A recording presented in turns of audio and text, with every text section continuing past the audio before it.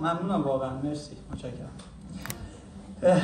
قصه‌ای که حالا برای شما روایت می‌کنیم خیلی داستانش دور نیست، مربوط به اواخر دهه 70. من اون موقع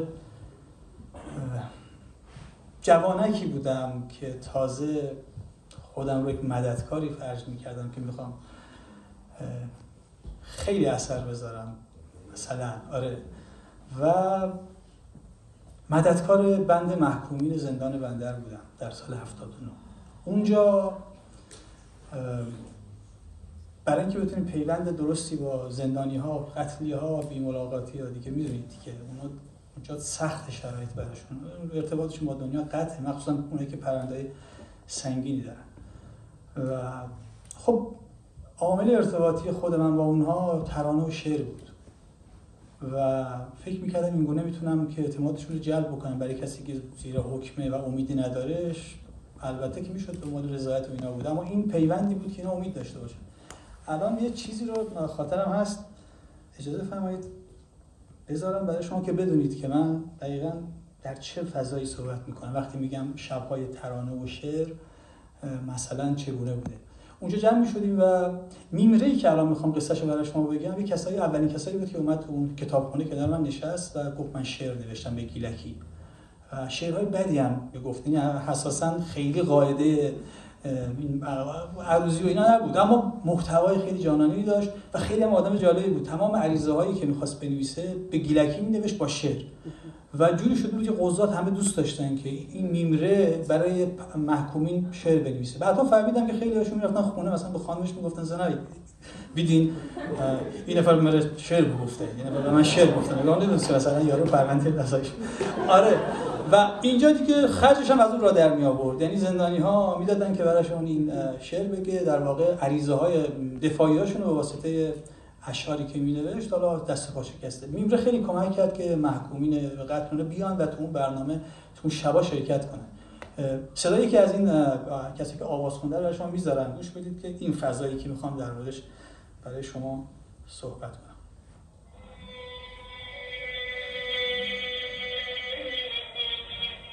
این مال همون سال 1379.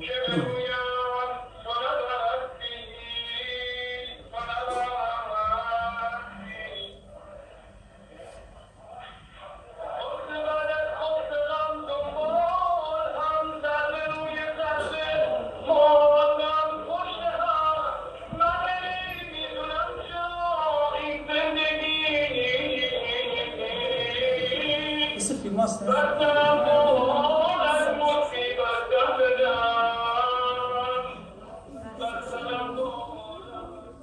آره رفتم به اون زمان. این اون فضا بود، می اومدن یکی یکی شعراشون رو میخوندن و میرم شعراش رو می آورد، دو بیتیاشو. و خب گذشت و میمره آزاد شد، یعنی 2-3 سال بعد آزاد شد. من بعد از اون ارتباط داشتم باش، گربوداری یک کومه‌ای گرفته و ساخته بود از ضایعات در کنار ساحل، در ساحل قاضیان در انزلی و دور از خانواده اونجا زندگی میکرد. سالها بعدش رفتم بهش سر زدم و یادم انداخت برگه‌هایی که اونجا نوشته بود و پشت برگه‌های دل، اونایی که حبس کشیدن میدونن، میگن که آره عریضه‌ها رو میگن کاغذ دل، لباس هم میگن این دولتی، یعنی هر کسی اینا رو بخوره لباس دولتی بپوشه، لباس دل، یعنی خیلی بیچاره است. غذای زندان رو بخوره یعنی دل بخوره یا اینا، اینجوری اصطلاح اونجاست. و این پشت کاغذ دول یعنی دولتی هنوز اونا رو نوشته بود و گفت نه این شعرها رو اونجا نوشته بودم. من اون شعرها رو گرفتم و پیش خودم داشتم، واقعا بهش قول دادم که میخوام روی ترانه‌ای بنویسم. گذشت و نشد و اینکه یکی از دوستانمون خبر داد که خبر داری میمره چه شد و اینا. گفتم چه؟ گفت کفشاشو کنار مرداب انزلی پیدا کردن و آره پیکرش مدت‌ها پیدا نشد و دیگه خیلی احوال بدی بود. این ترانه آهو در واقع برآمده از قصه شوریدگی‌های میمره از ایامی که در حبس بود و بعدش که اینطور خودشو حذف کرد، یعنی در واقع خودشو به آب سپرد. این ترانه‌ای که میشنوید بخشیش از اشعار میمره است که به هر حال اصلاح شده، بخشیش از فولکلور فارسی ماست و بخشیش هم جوما مرتکب شده. پیوند اینا چیزی رو میرسونه که اسمش هست انتظار. اونایی که انزلی زندگی میکنن اگر روی پل قاضیان ایستاده باشن، اون کانال یا خلیج نگاه کنن، میبینن که همش حس انتظار دیگه. کاکایی هم کنارت هستن، همه هی به تو میگن که اومد، میگی نه همش میره، هیچ وقت نمیاد. ما تو انزلی روی پل قاضیان همش در حسرت رفتن ها هستیم. خیلی وقت از اون کانال اون چیزی کسی که میخوایم نمیاد. به هر حال این ترانه هر چه که هست یک ادای احترامیه به میمره که جانش رو به آب سپرد.